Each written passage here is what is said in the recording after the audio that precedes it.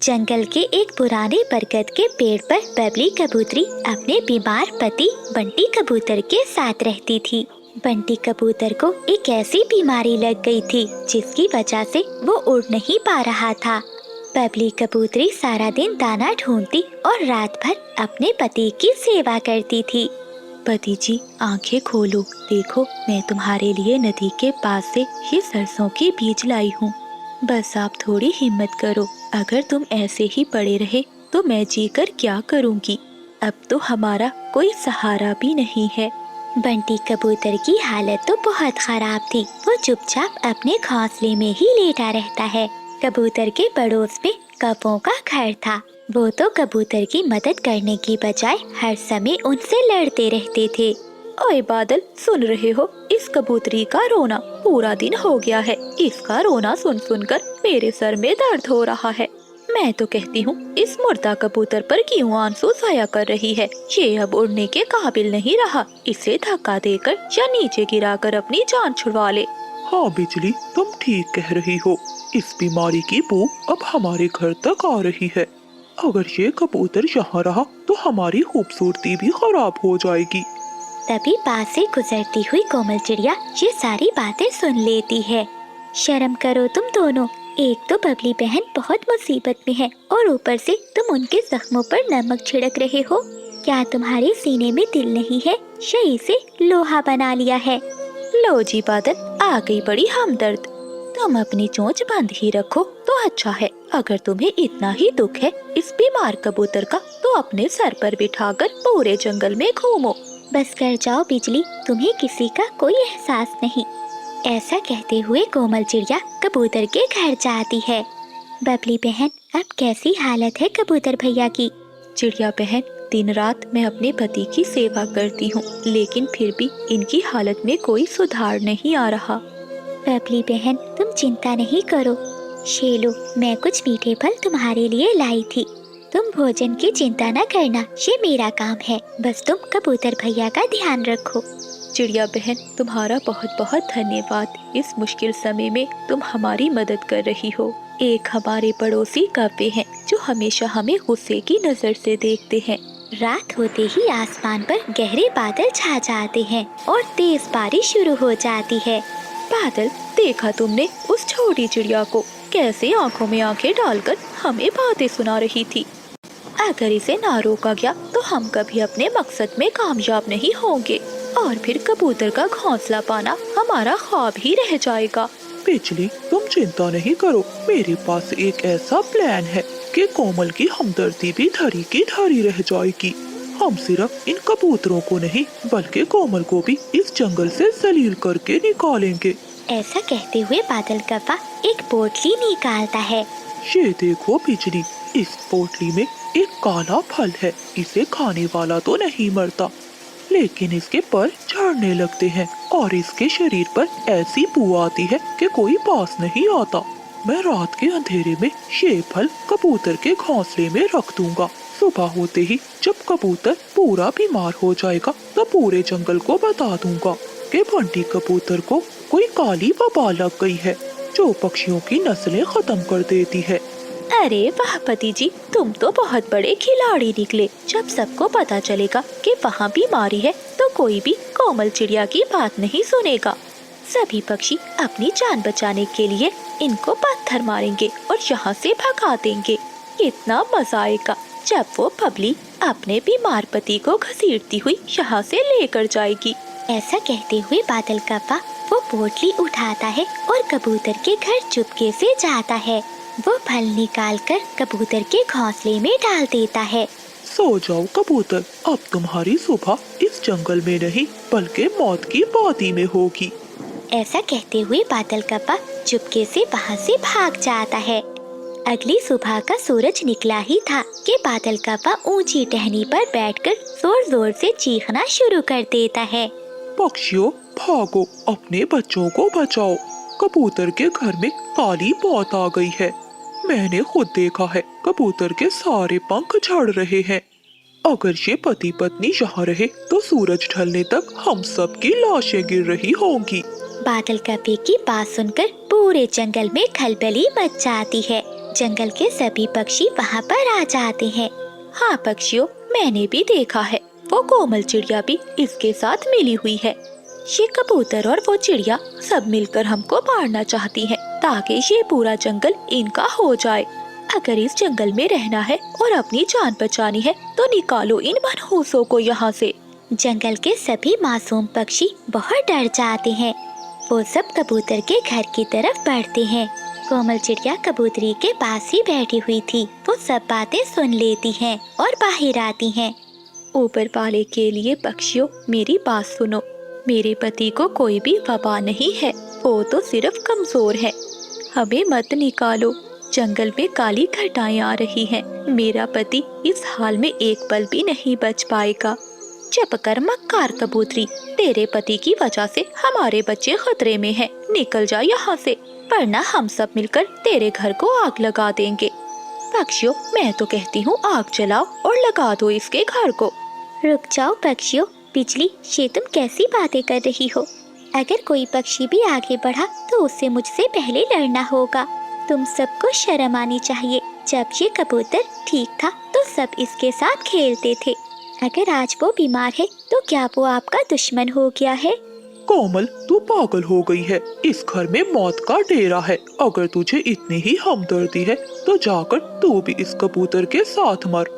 ठीक है बादल, अगर तुम्हें लगता है कि यहाँ मौत है तो सुनो, मैं अपना घर, अपना घोंसला कबूतरी बहन और कबूतर भैया को देती हूँ।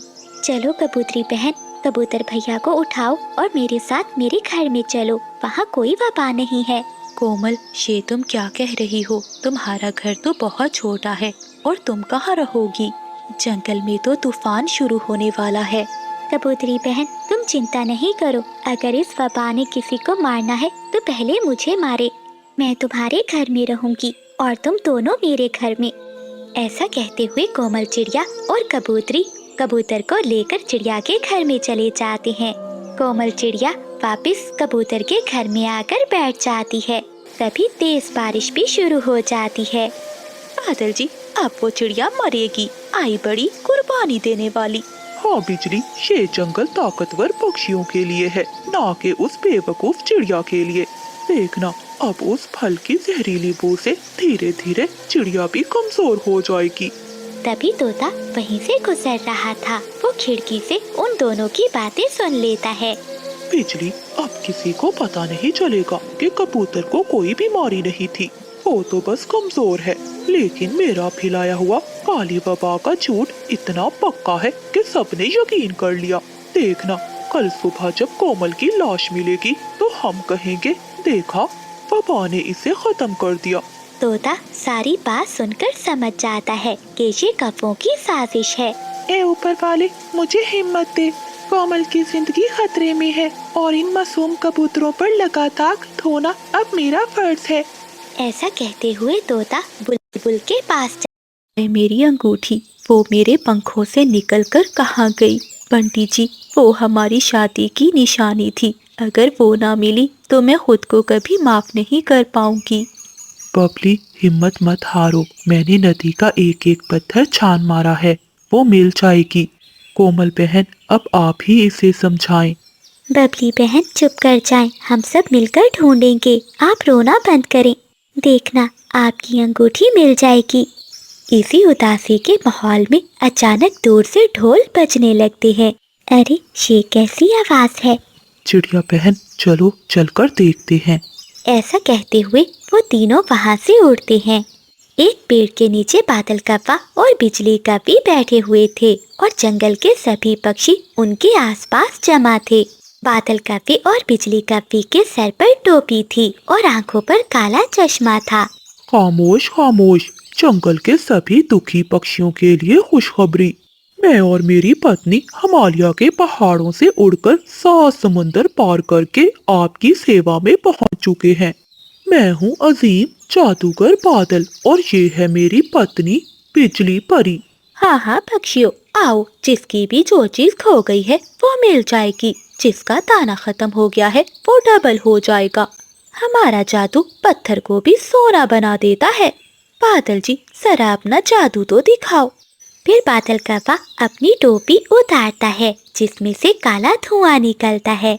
जंगल के सभी पक्षी बहुत मासूम थे। बादल कौवे का ये जादू देखकर उनकी आंखें खुली की खुली रह जाती हैं। हम सब जानते हैं और हमें ये भी पता है कबूतरी बहन कि तुम क्यों रो रही हो। तुम्हारा क्या खोया है?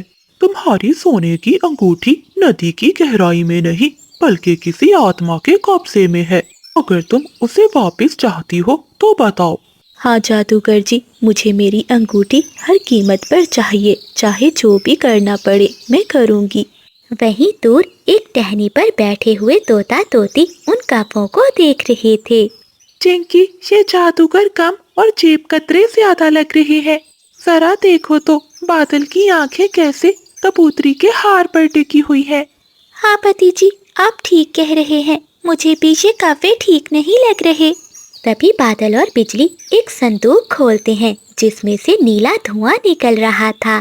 ए जंगल के पक्षियों, आज इस जादुई संदूक की ताकत से आपकी तकदीर बदलेगी। लेकिन याद रहे, जादू तभी काम करता है जब बदले में कुछ दिया जाए। कुछ पाने के लिए कुछ खोना पड़ता है।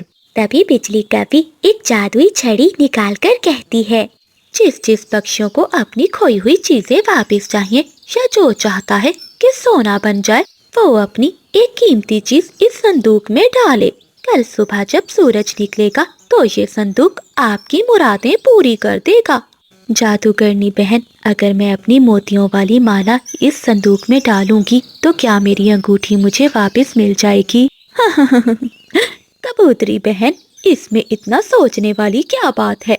देखना, जैसे ही तुम्हारी ये मोतियों की माला इस संदूक के अंदर जाएगी तो हमारी जादुई आत्माएं वो अंगूठी ढूंढ कर लाएंगी। अब जल्दी करो, देर न करो। फिर बबली कबूतरी अपनी मोतियों की माला उतारकर उस संदूक में डाल देती है। ऐसा करते हुए देखकर चिड़िया भी आगे बढ़ती है। कवि बहन, मेरे पास तो ये सिर्फ चांदी की बालियां हैं जो मेरी माँ ने मुझे दी थी। अगर मैं इसे संदूक में डालूंगी तो क्या मेरा दाना दुगना हो जाएगा? हाँ हाँ चिड़िया बहन, अगर तुम ये बालियां संदूक में डालोगी तो तुम्हारा दाना दुगना ही नहीं बल्कि पूरा घर अनाज से भर जाएगा। कोमल चिड़िया अपनी माँ की दी हुई बालियां संदूक में डाल देती है। ऐसे ही बुलबुल भी आगे बढ़ती है और वो अपने सोने के कंगन उस संदूक में डाल देती है। जंगल के सभी पक्षी लालच में आकर अपनी कीमती चीजों को संदूक में डाल देते हैं। पक्षियों, आप सब अपने अपने घरों को लौट जाओ और पीछे मुड़कर न देखना, वरना जादू उल्टा पड़ जाएगा। अगली सुबह यहीं पर इकट्ठे होंगे और जिस जिस की जो मुरादें हैं वो सब पूरी होंगी। बादल की बातें सुनकर सभी पक्षी खुशी खुशी वापस अपने घरों को लौट जाते हैं। चीकू जी, मुझे कुछ ठीक नहीं लग रहा। मेरा जी चाह रहा है कि अभी जाकर इन कौवों के पंख नोच लूं। नहीं चिंकी, हमारे ऊपर पक्षी विश्वास नहीं करेंगे। हमें इन कौवों को रंगे परों पकड़ना होगा। रात का इंतजार करेंगे। रात होते ही जंगल में काली घटाएं छा जाती हैं और बारिश शुरू हो जाती है। बिजली, जल्दी जल्दी पंख चलाओ, इससे पहले कि बारिश शुरू हो जाए। हमें ये सारा खजाना लेकर पुराने खंडरों के पास पहुंचना है। कल सुबह जब ये पक्षी यहाँ आएंगे तो इन्हें सिर्फ खाली डिब्बे और धुआं मिलेगा। हो हो। हाँ बादल जी, पंखी तो चला रही हूँ। जरा देखो तो ये मोतियों की माला कितनी चमक रही है, और ये देखो चिड़िया की चांदी की बालियां। कैसे बेवकूफ पक्षी है सब। जरा से जादू के चक्कर में आकर सब कुछ लुटा दिया। ऐसे वो काफी जोर जोर से हंस रहे थे। बादल और बिजली वो सारे गहने एक पोटली में डालते हैं और अपने घर से बाहर निकलते हैं।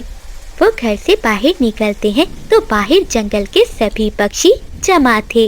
कहाँ जा रहे हो जादूगर जी? अभी तो तमाशा बाकी है। अब हम तुम्हारा जादू उतारेंगे। तो तुम सब यहाँ क्या कर रहे हो? हटो हमारे रास्ते से, वरना हम तुम पर काली बलाएं छोड़ देंगे। अच्छा, काली बला तो तुम खुद हो बादल। तुमने मेरी पत्नी का गम बांटने की बजाय इसे लूट लिया। आज तुम हम सबसे नहीं बच पाओगे।